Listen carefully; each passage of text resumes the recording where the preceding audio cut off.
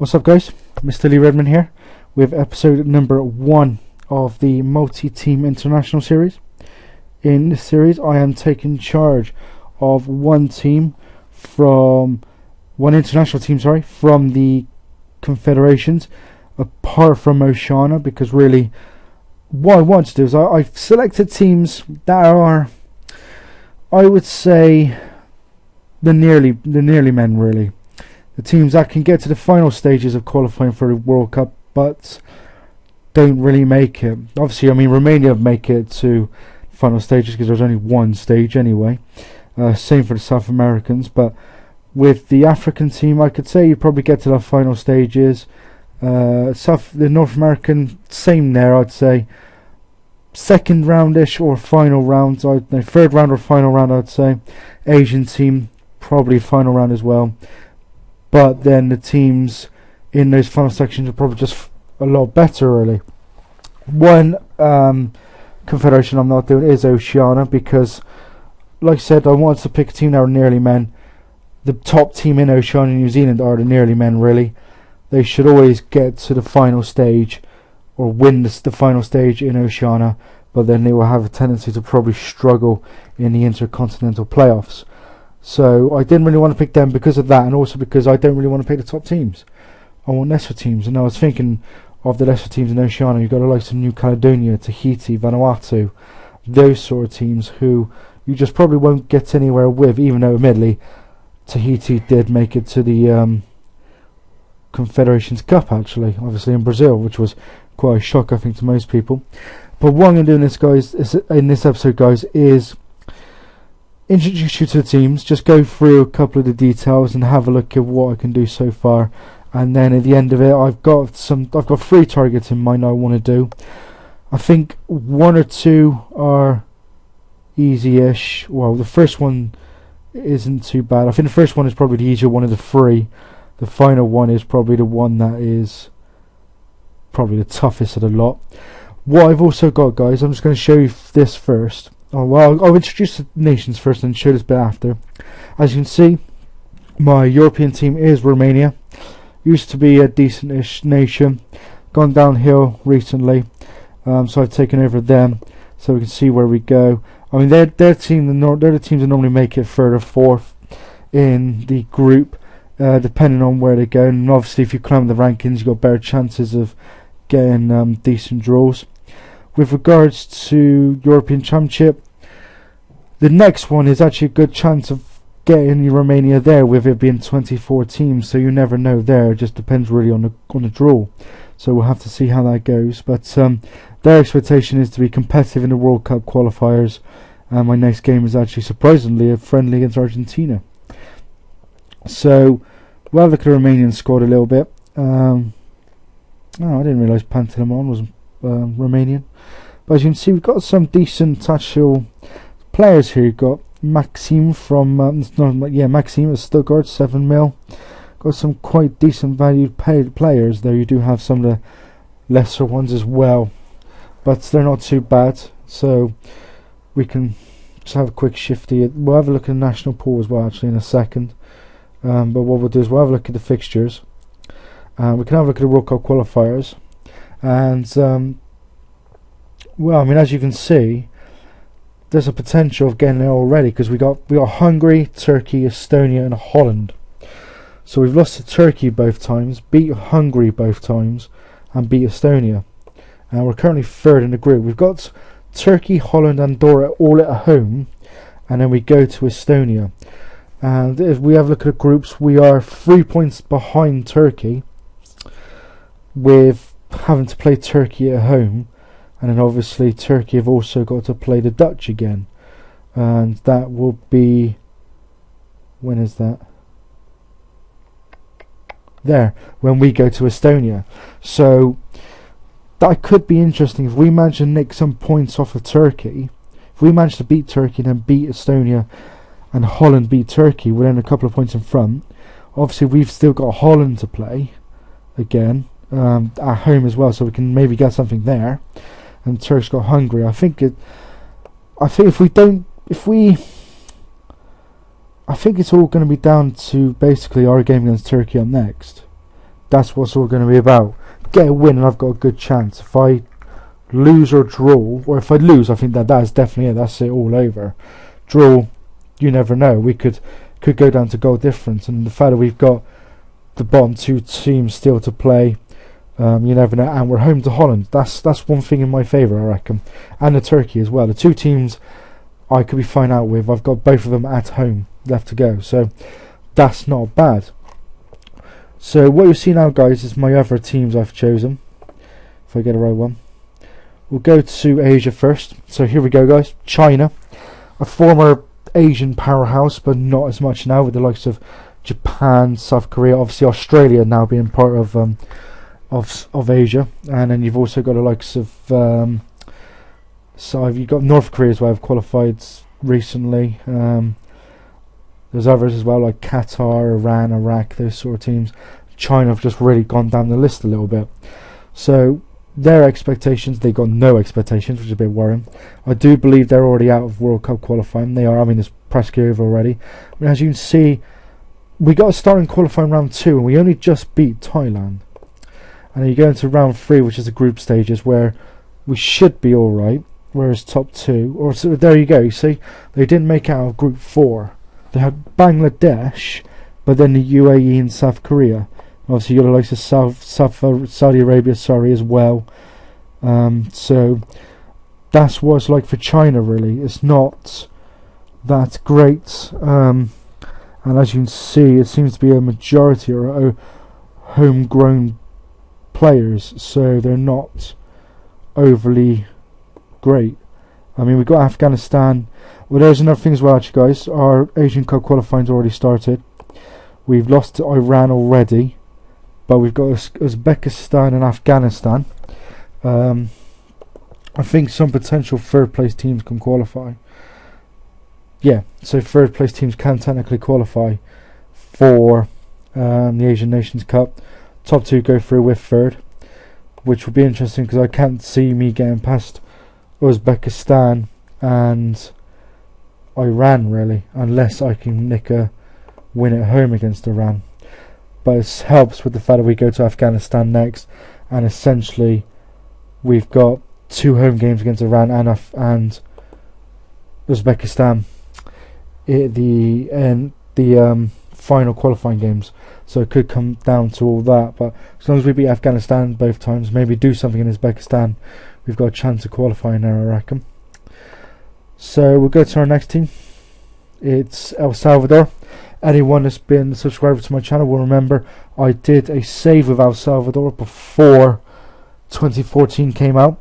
My goal was to make it to the World Cup, and I was kind of hoping to get it done in 2018, but I actually managed to do it for Brazil 2014. I managed to beat New Zealand in was it New Zealand? I think it was New Zealand, or maybe Bahrain or someone like that, in the playoffs, in the intercontinental playoffs. I think I didn't score at the World Cup. I may have got a 0-0 draw against someone, but that was about it.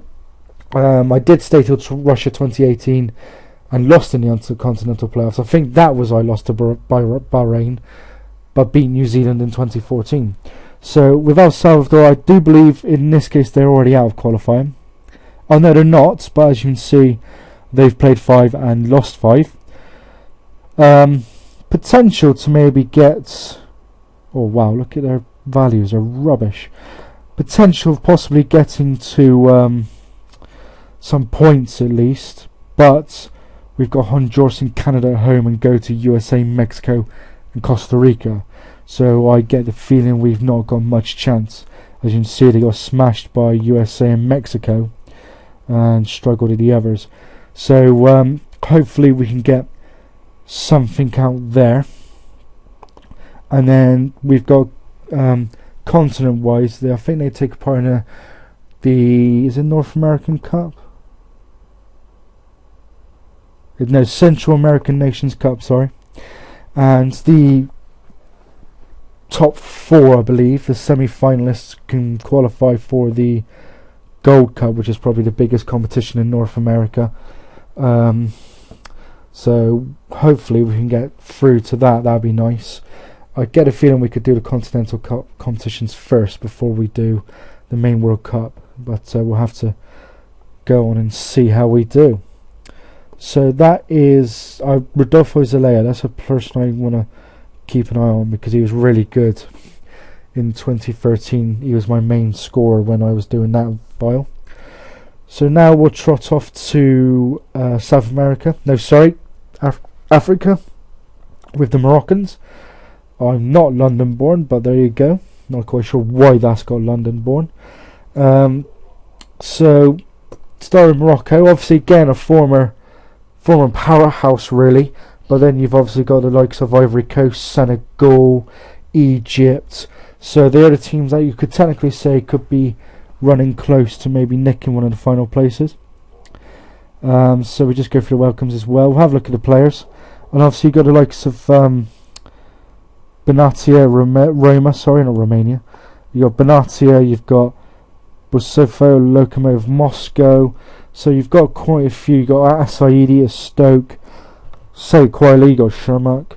But there's also someone else. I know he doesn't play very often either, but you might want to have a look at. Oh crap! I completely forgot what his name is. Oh, Abdul Turabt, that's the one. So you never know what might go on there. As you can see, it looks like we've started okay in the World Cup qualifying because we are actually top of the group. So I would say we're probably already through. We'd be Libya 2-0, Madagascar 5-0, DR Congo 1-0, Madagascar and Libya again wins. So I would say we are in. Yep, we've qualified. That's excellent because also, whoops, wrong one. If I go to schedule, I believe we then only have round 3, the final round draw, which is all group winners into knockout group. So essentially, the 10 group winners will go into a pot. 2 teams are drawn, home and away. Winner qualifies for the World Cup. So we'll just have a quick shifty at who else is potentially qualified. So we've got Nigeria, Cameroon, both needing points to qualify. Group 3, you've got Algeria, you've got Egypt as expected. Group 5, Ivory Coast, you've got ourselves. Group 7, between Burkina Faso and South Africa for the final place. Tunisia have qualified. Zambia need a point, and then Group 10, Ghana need a point. So you would say the powerhouses are there, really. I'd say apart from I would say the only team that really isn't a former powerhouse is probably South Africa. They aren't there like they used to be. Obviously, you got Senegal as well in Group 3, so that's a bit of a surprise as well. But I'd say it'd be interesting to see actually, and I'll actually see if I can have a quick look. Africa, where am I ranked? Well, I'm there. I think everyone else that's qualifying is actually above me. You've got Ivory Coast at top, Algeria there, Nigeria potentially, Tunisia, Zambia, Egypt, Togo. I think I am actually the lowest ranked out of all qualifiers. Or the ones that are not even qualified. They just, yeah, I am. So I get a feeling that's going to be potential dodgy one there. We've got Scotland as well in a friendly. And the African Cup of Nations, which I believe I will actually be hosting.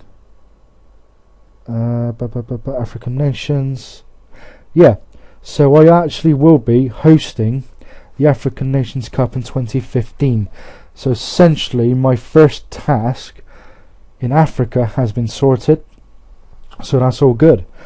We'll introduce ourselves now to our final team. That is Peru in South America. Again, one of the teams that's not that big really anymore.